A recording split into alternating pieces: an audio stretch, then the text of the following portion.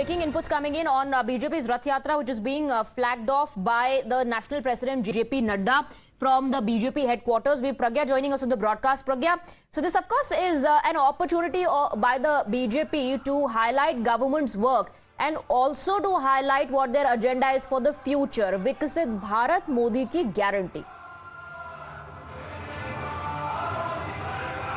Absolutely, this is the poll wiggle that has been sounded by BJP Nadda from here. These 1,000 Viksit Bharat Sankalp trucks have been sent from here. They will be going to each and every constituency. They will be seeking suggestions from people across the constituencies, and this is a way to directly connect with parties, with the voters and with the people. This is exactly what Mr. Nadda said, that we need to know what are the aspirations of the people from the government that will come in 2024. So these trucks have been launched from here, flagged off from here. They will be going to the people. There are three modes of communicating. People either can drop their letters here, suggestions here.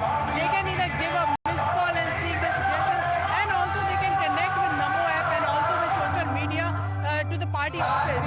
And these suggestions will then be compiled. There will be committee. In the morning there was a meeting of the committee members as well. They will be shortlisting all the suggestions, and these will finally be prepared by March 15th is the time limit that has been given by JP Nadda here. By March 15th, the Sankalp Patra will be ready.